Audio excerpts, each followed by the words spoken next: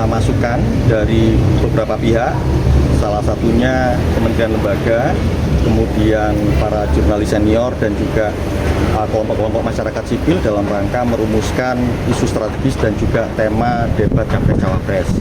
Tadi kami di forum itu sudah mendapatkan banyak masukan, baik dalam rangka penajaman atas tema-tema debat, termasuk juga sub-sub tema yang misalnya menjadi paling relevan ataupun mutakhir, termasuk juga kami mendapatkan masukan bagaimana kemudian format debat yang layak untuk diselenggarakan oleh KPU pada debat Capres-Cawapres yang dilakukan untuk pemilu 2024 mendatang. Nah, yang pasti untuk tanggal-tanggalnya kami sampaikan, tapi kami belum sampaikan saat ini di teman-teman. Nanti akan ya menunggu waktu lah, sebentar lagi kami pasti akan sampaikan. Tapi yang jelas dalam FGD itu kami mendapatkan banyak masukan, termasuk bahkan bagaimana kemudian format debat yang menarik untuk ke depan. Misalnya sampai bukan hanya bicara tentang value, tentang dimensi, tentang tahapan program, ataupun sesuatu yang sifatnya teknokratis, termasuk di dalamnya bagaimana tips dalam merumuskan pertanyaan-pertanyaan yang nanti layak dilontarkan oleh panelis.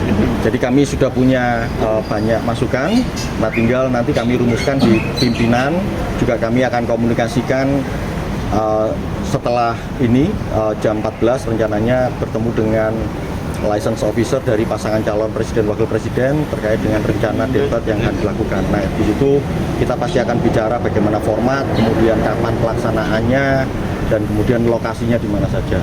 Nah, setelah itu kami akan bicara dengan teman-teman media massa, terutama stasiun TV, terkait dengan bagaimana nanti teknis dari pelaksanaan debat.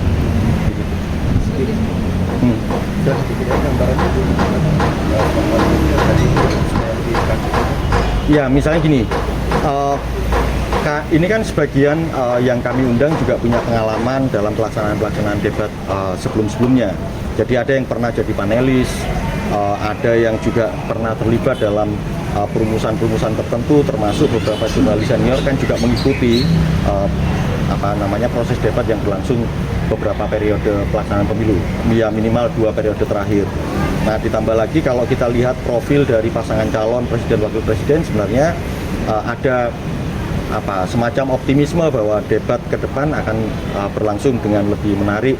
Ditambah lagi fakta bahwa misalnya generasi pemilih kita kan mengalami shifting yang 53%-nya kan teoritis itu anak-anak muda, tentu punya preferensi, punya kebutuhan, kepentingan yang berbeda-beda. Jadi misalnya apakah nanti dalam konteks pertanyaan-pertanyaan yang sangat relevan, apakah pertanyaannya terbuka atau tertutup, itu jadi satu format tersendiri. Termasuk tadi ada usulan juga dari pihak perguruan tinggi untuk bisa nggak salah satu debatnya dilaksanakan di kampus.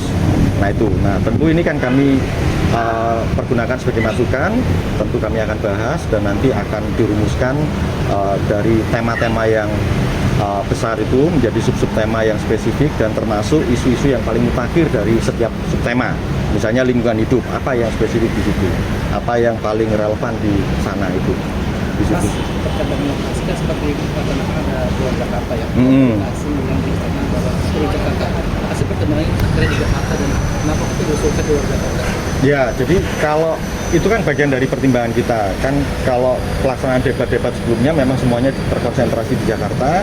Nah, ada juga pemikiran kami untuk gimana kalau misalnya satu di Jakarta, yang lain kita sebar di beberapa tempat, sebagaimana misalnya aktivitas yang juga kita jalankan dalam proses mendukung pelaksanaan tahapan pemilu. Misalnya berkaca di kirap pemilu 2024 kan kami lakukan kirap pemilu itu di 7 titik pada 14 Februari tahun 2023, berlangsung sekitar hampir 9-10 bulan, yang kemudian semuanya berakhir pada saat kemarin tanggal 27 November pada saat deklarasi kampanye pemilu damai.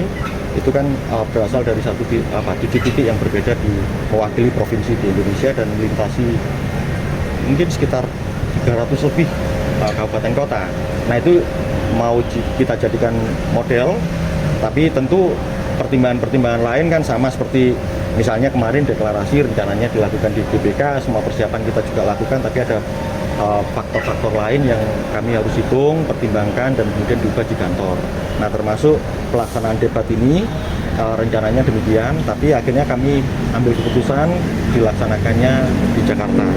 Meskipun tadi dalam forum FGD juga ada usulan, kebetulan kampus itu lokasinya tidak di Jakarta. Ini apakah ada faktor ancaman keamanan atau Ya nggak hanya melulu itulah. Kalau itu kan satu faktor saja itu. tidak ada ancaman mas? Kenapa? Tidak ada ancaman keamanan? Enggak, kalau itu enggak terlalu jadi faktor yang penentu. Tapi tentu pertimbangan itu kan kita sampaikan. Karena gini, urusan kalau sepanjang di dalam gedung KPU kan urusannya keamanannya kan pasti memungkinkan. Tapi begitu di luar pagar kan sudah urusannya pihak keamanan. Nah itu kan bebannya kan ke pihak keamanan. Tapi faktor-faktor yang lain misalnya gini, ya gimana kan ini bukan kemudian Jakarta sentris ya, kantor KPU ya di Jakarta, jadi lokasi terus termasuk nanti kan ada faktor-faktor teknis tuh, misalnya mobilisasi segala macam dipindah di satu daerah bukan di Jakarta itu kan juga tidak mudah.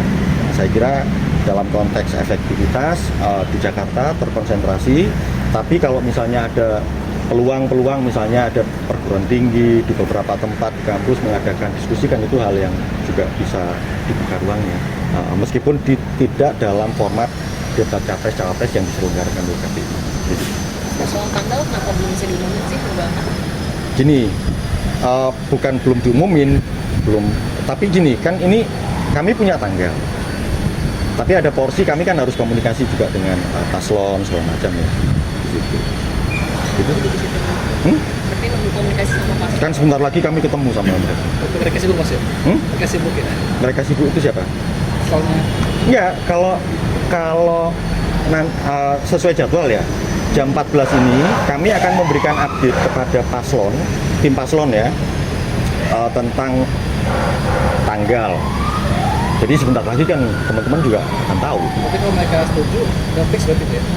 Ya teoritis kan begitu. Hari ini itu fix kan? Ya itu harus disampaikan dulu. Kan saya belum bisa pastikan, tapi bahwa KPU punya posisi untuk itu. Khusus untuk materinya itu, gambaran besarnya itu apa sih?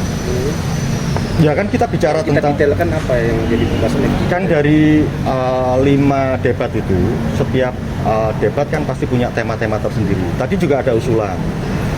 Tema-tema itu apakah urutannya seperti itu atau dikonsais ulang, misalnya bicara tentang hal-hal besar sampai kemudian yang spesifik. Kan kita bicara tentang value, bicara tentang dimensi, bicara tentang rencana program pembangunan nasional, kemudian bicara tentang hal-hal yang sifatnya teknokratis, sampai kemudian tips dan trik bagaimana merumuskan pertanyaan-pertanyaan yang sangat layak untuk diajukan dalam konteks debat. Jadi semuanya dibahas dan kami mengapresiasi masukan dari para pihak dalam FGD tadi yang sangat lengkap dan komprehensif untuk membantu kita.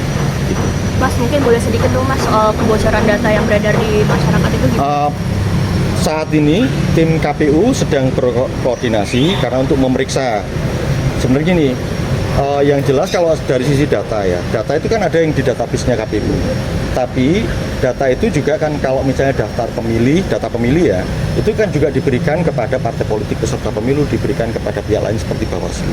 Nah itu sedang diperiksa sama kita. Mas, kalau mengenai surat suara itu udah ada desainnya mas? Oh iya, kan surat suara Enggak, maksudnya udah dipublikasikan dipublikasikan itu gimana? ke media itu udah ada surat desainnya ya. Udah mulai cetak katanya kemarin. Semalam kan sudah diupdate sama Pak Yulianto Sudrajat ya, itu konferensi persnya KPU tentang update perkembangan logistik pemilu.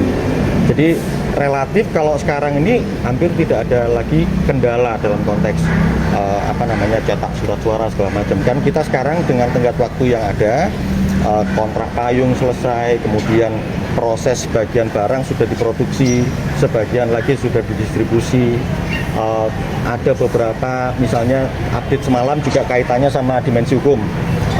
Ada proses yang masih ditahan dulu karena nunggu proses hukum yang sedang berjalan. Tapi kan itu porsinya sangat kecil. Yang lain sih by proses sudah jalan semua. Dan kalau desain, yang jelas gini, untuk desain itu kan sebelum dimasukkan ke percetakan itu kan harus di-approve sama LO dari partai politik peserta pemilu, LO-nya DPD, LO-nya paslon, presiden wakil presiden itu sudah selesai semua. Itu kenapa mas saya cetaknya? Kenapa? Saya cetakkan, saya cetaknya kapan? Saya tidak ingat persis, tapi kemarin dirilis itu muncul. Dirilis itu sudah ada tenggat waktunya kapan-kapan. Ada. Gitu sih.